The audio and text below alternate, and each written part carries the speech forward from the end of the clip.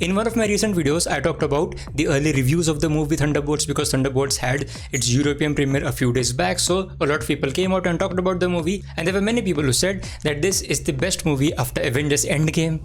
So is this really true? Now I'll definitely not go too far and say that this is the best movie since Avengers Endgame, but I'll definitely say that it's right up there. But there was one thing that was really common in almost all of the reviews, and that was that this movie feels different. This movie feels a different MCU movie, and this movie heavily talks about mental health. And now, having watched this movie, that is absolutely true. But one of the biggest challenge of this movie was that all of these 5 to 6 characters, these are not known to the public, these are not that known to the audience. So how do you take all of these characters and make a superhero team out of them? And you see, all of these super people are not heroes, to be really honest. They are not superheroes, they are just very capable human beings. Some of them have super soldier serum in them, some are born out of tragedy, and one character was literally a child assassin. So how do you get this group of people, this group of super abled people to work together? This was going to be one of the biggest challenge in this movie, and they have really pulled it off, because as the movie goes forward, you really feel for all of those characters.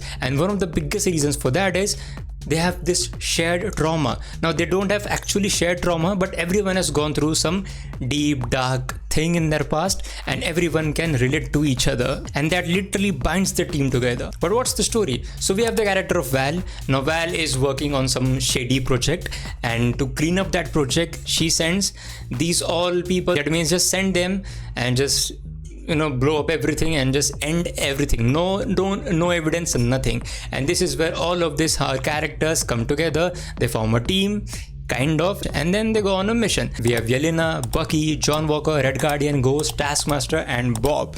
Now the thing is, this is a movie which has all of these characters, and the audience should know something about all of these characters, because let's be honest, not every one of us remember what happened to each of these characters, because all of these characters, apart from Bucky and perhaps Yelena as well, they didn't have a lot of screen time. And yeah, throw in John Walker there as well. This movie does a very good job at letting the audience know where these characters have been since we last saw them. And it's not like they have spent a huge amount of time explaining all those things. No, that would have been boring. So they just use very clever dialogue, like the reveal of where John Walker's character have been. It's just in one line, and it's so powerful.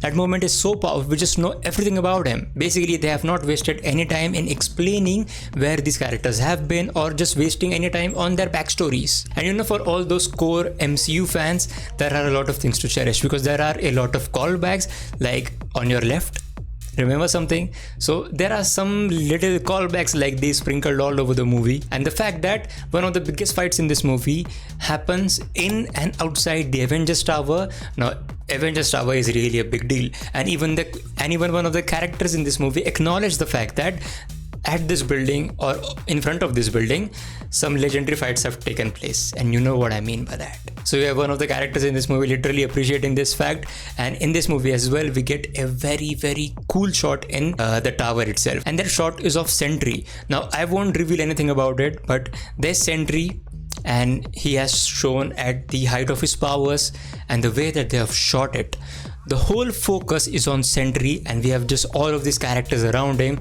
It is one of the best shots of the movie, and it feels like it was done in one take as well.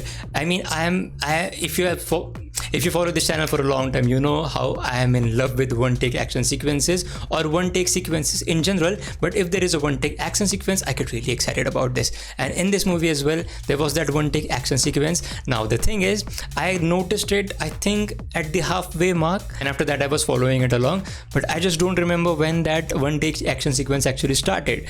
So maybe when I watch the movie again, maybe I'll notice it then. But yeah, that shot was very, very cool. And again, the fact that the whole fight is taking place just outside the Avengers Tower, it really gives a very different feeling, because we don't have any Avengers here.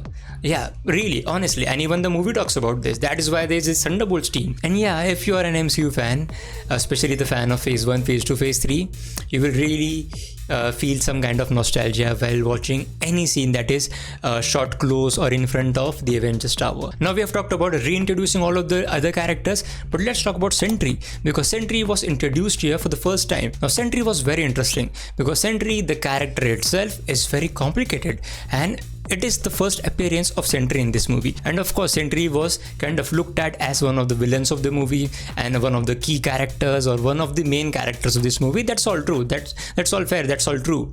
But the challenge for them was to introduce him and also make the audience feel for him and about his powers. Just make the audience understand about his powers was going to be a bit of complicated thing, and they did it very good. Now, if you're someone who doesn't know anything about Sentry, the movie will take its time to lay all the facts in front of you about what Sentry is, what he can do, until the very end of the movie. So until the very end of the movie, you're just figuring out what this character is actually all about. So that mystery around Sentry was handled very nicely. Now, there's one thing about this movie which for few audience would feel like it didn't feel the kick to me. Now, the reason is because this movie really talks a lot about mental health and all those things, and it's a kind of an Avengers movie, but we don't have those Avenger level fight sequences. Even the climax fight sequence wouldn't really keep you at the edge of your seat or give you that edge of the seat moment experience. It won't do that, but I don't think that the movie was for that. The movie was to reintroduce these characters, reintroduce this important character called as Bob, of course the end credit scene, and just make a movie which is a good one and balancing it with making a humorous movie as well. Now, if I talk about humor, I have to talk about the camaraderie between all these characters. Especially, there's a big portion of this movie when we have the character of John Walker, Ghost, and Yelena, and Bob as well. Now, these four characters spend a lot of time together, and there are genuinely funny moments that they are created. And then we have the Red Guardian as well. And when the character of Red Guardian actually appears, whenever he's on screen, it just will make you laugh. Anything that it does, it'll just make you laugh. But the thing is, all of this laughter comes from a deep-rooted sadness. And when you watch the movie, you'll get what I mean. And the performance, I really have to commend the performance of Florence Pugh and Louis Pullman. Louis Pullman was really very good. Now let's talk about the mid-credit and the post-credit scene. Don't worry, there are no spoilers, but I can just tell you this, that the mid-credit scene is kind of a funny moment, a funny scene, and it also ties back into the story in this movie. For example, there is a moment which was established in this movie with the character of Red Guardian, and that moment gets a payoff, a very good payoff in the mid-credit scene, and it's funny as well. It's funny, it's very consistent with that character. But if I talk about the end credit scene, the end credit scene is quite important because there is a certain time jump, and after that time jump, something big happens. And that something leads us into Avengers Doomsday. Now, what that is, I am not going to reveal that obviously, but yeah, it's a big moment. So basically, Thunderbolts is that kind of a movie which will really make you enjoy. It will make you feel, yeah, I have seen a good MCU movie which was funny, which was emotional as well. The performances were good, the stakes were good enough. Yeah, about the ending, some people may say that the ending didn't really hit me that hard, and that may be because of the absence of a lot of big action sequences. So leave those aside.